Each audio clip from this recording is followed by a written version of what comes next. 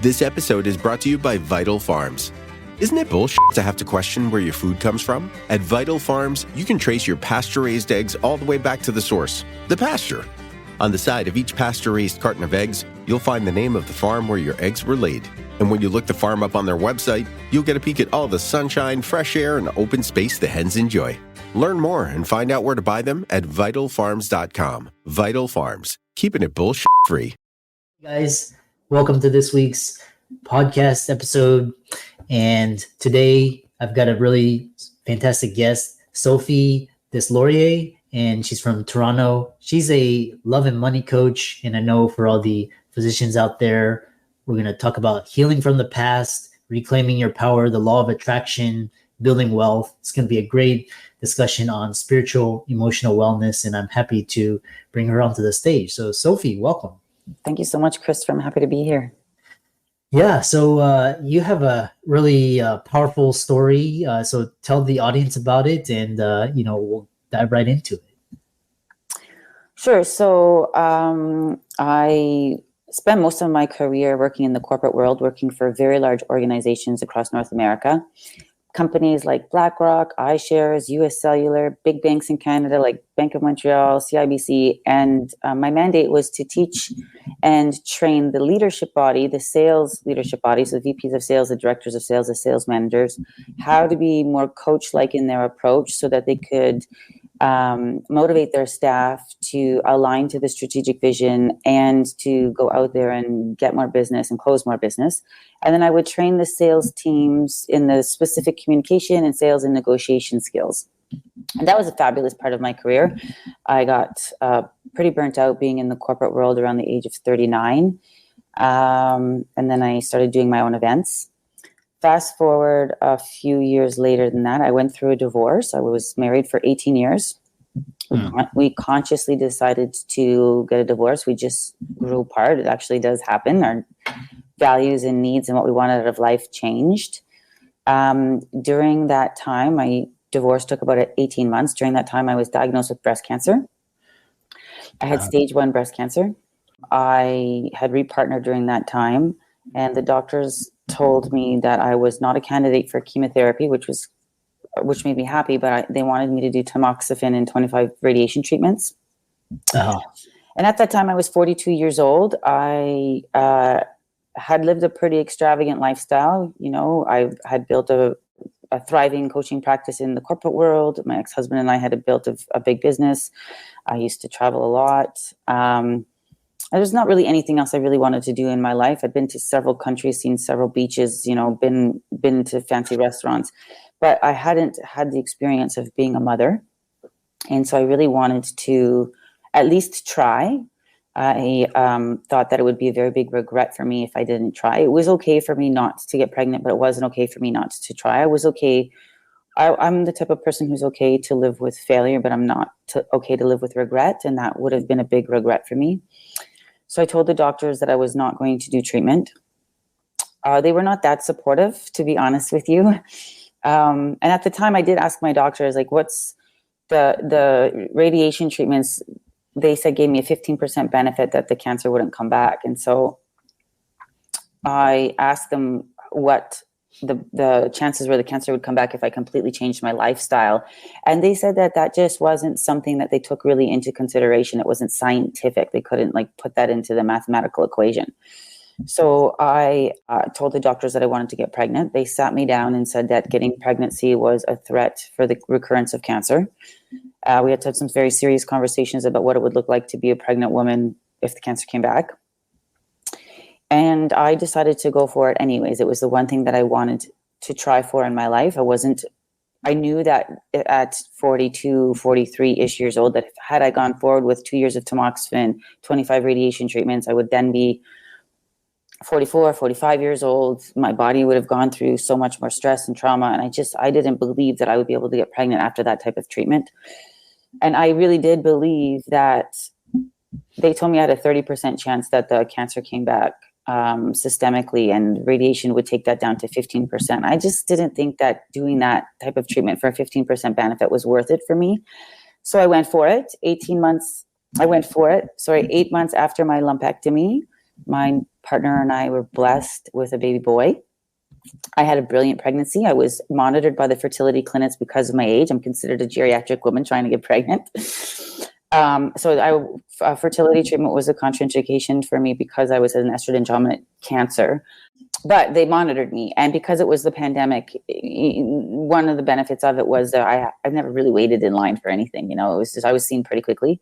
And my doctor told me on several different occasions that I was having a miracle pregnancy. They would have their round tables once a week. I guess you doctors understand what that is. And you talk about the patients at the clinic and, you talk about the challenges. And it was seen that I was having a miracle pregnancy. They couldn't understand how flawless the pregnancy was going. Emotionally, it was taxing on me because I guess everybody had a challenging time through the pandemic.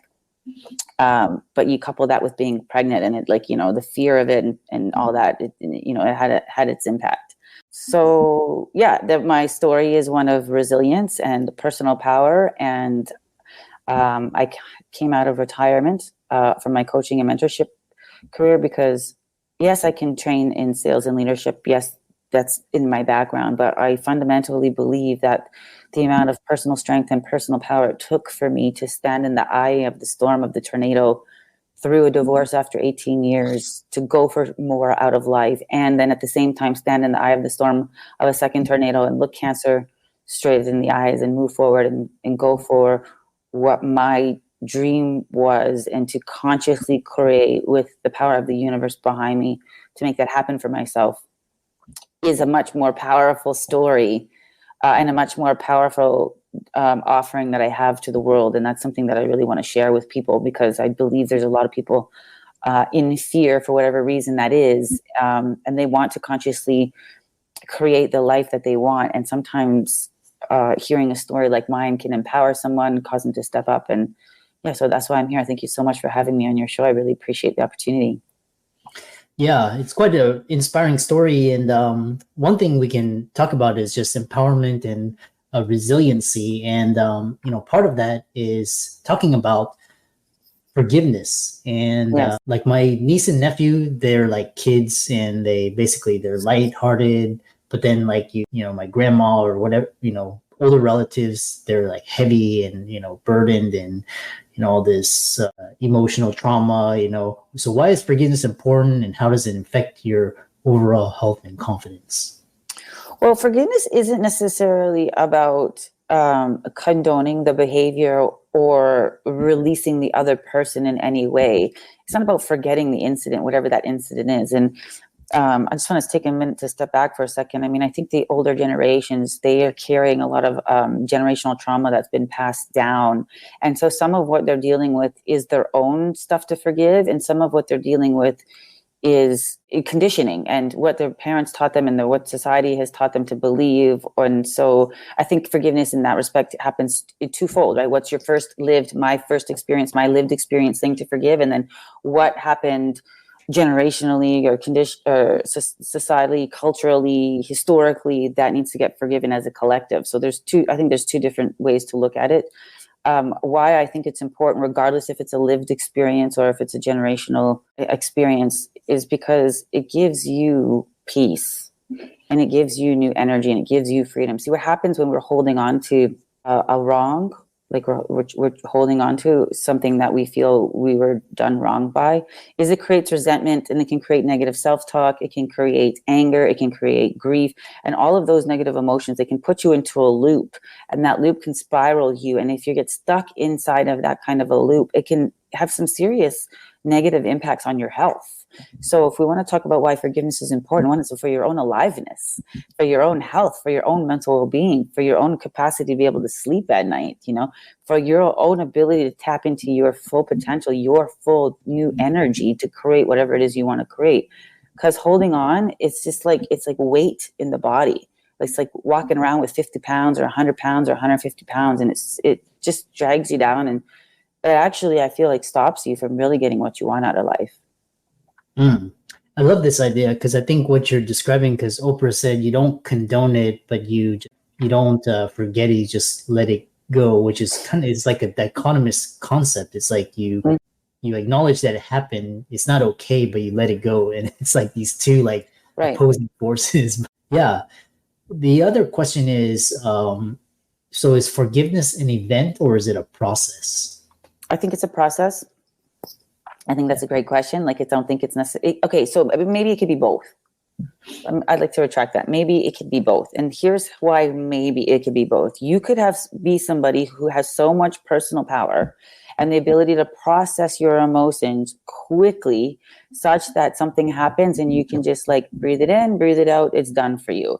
And perhaps all of us have the capacity to do that depending on how significant the wrongdoing is. Mm-hmm. Right. And so in that respect, I could consider it to be an event. The event happens, you take it in, you blow it out, it's gone for you, however you process it.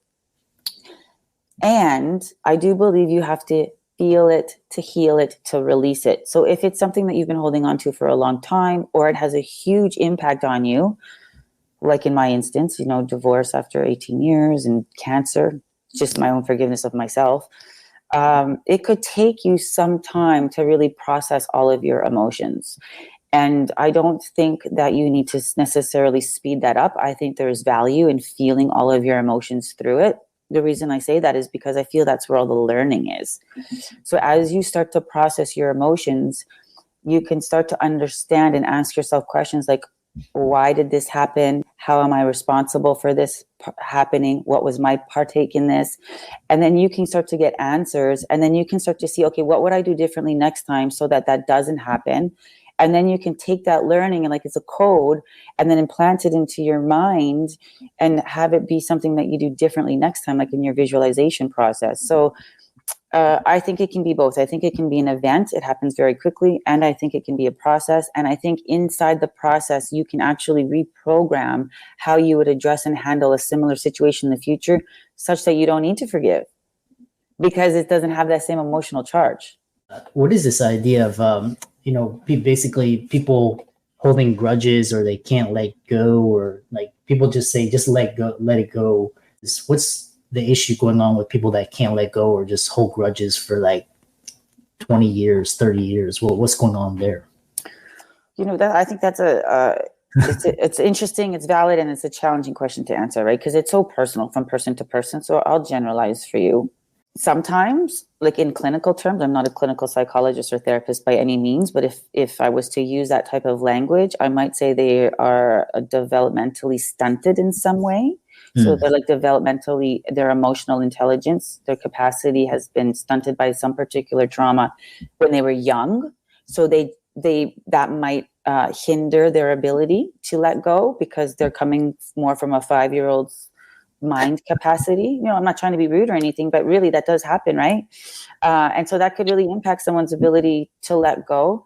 And then sometimes people act out of spite and anger, and it comes back to their personal power and their emotional intelligence and their ability to see the impact it's actually really having on them. And I think too many of us believe that if we hold the resentment or the anger, it's hurting the other person.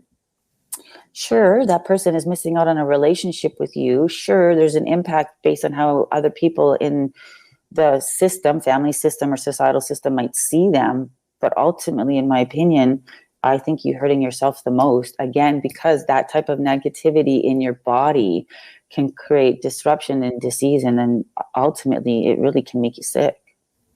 Yeah. I love this. It's interesting. But, some people take longer to emotionally mature. What you're talking about is really deep and, depends on the person. The other question is toxic communication. And, what is that? What does it feel like? What does it look like? And its impact on relationships. Yeah, great question. So toxic communication, I would sum up in 1 or 2 sentences as it's any form of communication that intentionally and purposefully shuts down the lines of communication. So it looks like a withhold, like you're withholding, you're not being direct and honest about your emotions, your feelings, your intentions. You withdraw, so you just like completely withdraw, go silent. or you give the silent treatment, like that's manipulative and it's a power play. It's like trying to control the situation. Oftentimes I find that toxic communication go hand in hand with control. People who have high need for control, because it makes them feel like they have the power, the upper hand, and they can feel safe inside of that. It could be a very vulnerable spot to really talk about your feelings, because people might be scared to be rejected or abandoned, which talks about the abandonment wound. So stonewalling, withdrawing, withholding, blaming, holding resentments, those would be all forms of toxic communication. Interesting. And the other thing I noticed is that after COVID, with now people are able to work from home, and a lot of people are starting businesses, going out, working from themselves, and you notice that just the corporate culture is basically inbreeding. And there's certain companies that are really innovative and moving forward, but most of the corporate culture is kind of just the same and getting worse. So is it that people are self-selecting and just choosing people the same, or what's going on with this toxic corporate culture? Like, why is it perpetuating and growing in the marketplace? Yeah. I think there's a lot of narcissism in leadership in the corporate world, to be honest with you. I think there's a lot of pressure to make ROI and to make sales. I think that human beings don't necessarily operate well under that type of pressure, and so it doesn't necessarily bring out the best in them. I think it's a top-down sort of thing. I think that if there's control and domination and numbers only oriented type organization at the top, that tends to filter down. And so anybody who's in the organization who might be more people oriented, more coach like in their approach, more encouraging, they might find that they don't have space to actually express themselves that way, because the leadership from the top is just so focused on numbers. Yeah. Interesting. Yeah, I've noticed, because the general sentiment in the world is just people being mean to each other, rude to each other, which brings me to my next question: is, are young people need to be empowered with emotional regulation and communication skills? And what do you mean by they don't need saving? What does that mean? Yeah, I mean a couple of things by that. So if we start to take a look at our fairy tales, Rapunzel, Snow White, Cinderella, the lead female character in those fairy tales gets saved. And it's almost like our conditioning, our programming as a woman from a very young child, from the cartoons even that I've been watching, or the fairy tales that I've been watching, it's subliminally telling women that they need to be saved. The man is in power. And for the young men, I'm not exactly sure how they get conditioned. I haven't really looked at it in that particular way, but to just overlap my thought process on why our younger generation doesn't need to be saved is because there actually is nobody coming. Even as a woman, if I think I'm going to get saved by my Prince Charming, that Prince Charming may come with a bunch of demands that go along with getting saving. And then what does even saving mean? Does that mean like somebody's going to provide for my financial needs? Is that what saving is? Or are they going to provide for my emotional needs? And if they do provide for my financial needs, like let's say my Prince Charming comes along and he saves me because of his financial situation, his status, his power in society, which tends to be the theme that's come along life, specifically for women in my generation. What does he get in return for that? Like, does he have autonomy over decision making? Does he get to say who I hang out with? Like, I'm just curious to know what that exchange is. And from what I've seen, a Prince Charming who comes along to save a woman because of his financial status or his power, it comes with something. There's something that it comes with. And I just don't fundamentally believe that I have a 3-year-old son. I don't think our younger generations need to be taught that somebody's coming for them, because I don't believe somebody's coming for them. And I don't think they should be looking for that type of hero. I think that they need to be empowered with how to make strong decisions for themselves, how to be independent thinkers, how to regulate their emotions, how to forgive in a timely manner, how to communicate in a way that's collaborative and engages people so that they can get alignment to whatever their vision is, so that they can have people take action, so that they can create partnership and team. I think those are the things that everybody, and specifically our younger generation, needs to be developed in so that they can stand alone. I don't even endorse parents saving their children. I don't, in my opinion, I would not want to be saving my son as an adult or as a teenager. I would hope that I've instilled in him what he needs to know and learn so he can stand on his own 2 feet. I'm here to help him navigate. And I would, if I need something happen. I'm not saying I wouldn't. I'm just saying I wouldn't want him to live his life thinking someone's coming to save him, even his own parents. Yeah. Yeah. I love that. I love that idea, just because empowering kids to think on their own feet and stand on their own 2 feet, be able to assert themselves, put up boundaries and just function in this world. Can I say more about that for a sec? Yeah. So another reason I'm so passionate about that is because cancer treatment wasn't aligned for me, and to be very honest with you, I asked my oncologist, what are the chances the cancer comes back if I do nothing? And he's like, well, that's a completely different spreadsheet, Sophie. Like, I got to pull that up out of the computer. And I'm like, okay, well, can I see that spreadsheet, please? He's like, well, most people don't usually ask that question. You see, that's the thing. We need to train our younger generation how to ask the appropriate questions to get the answers so they can make informed and educated decisions. They don't just follow along the path that everyone else is doing. The answer came back as I had an 82% chance cancer didn't come back in the next 5 years systemically. And then every 5 years after that it dropped a few percentage. I'm already 47 years old. I'm almost 5 years cancer free. So that means now my chances of the cancer coming back, my chances not coming back has dropped from 82 to maybe 78. That was a risk that I feel comfortable to take to sleep at night. If we don't empower our younger generation to be able to ask those types of questions so they can independently make an informed and educated decision, they could fall into the system. And the system for that particular situation is to go do 25 radiation treatments and take tamoxifen for 2 years and don't get your baby. Sorry, I just wanted to elaborate on that and give that as some context, because that's why I have this like power or fire maybe inside of me, because it's like, don't just not do your due diligence in life or learn what you need to learn to stand on your own 2 feet. Yeah. The closest thing I love this, how you described it. And, the closest thing is like, for example, my parents' generation, and it was like the government's going to take care of you, right, or your job was going to take care of you. And actually, it was for my grandparents is the government, and then for my parents it was a job.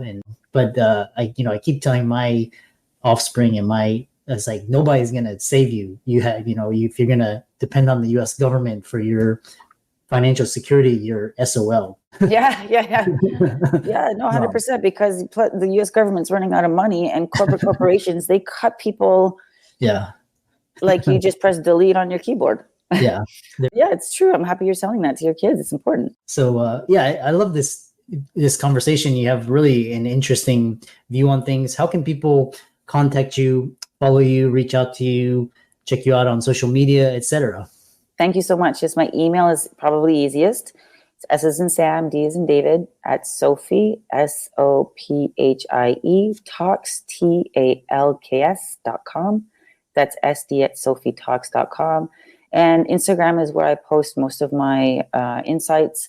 That's THE Sophie Deslauriers. So it's at the SOPHIE DESLAURIERS. Yes, and for all the audience out there, Sophie's social media links, resources will be in the links and show notes. And thanks so much for being courageous and coming onto the show.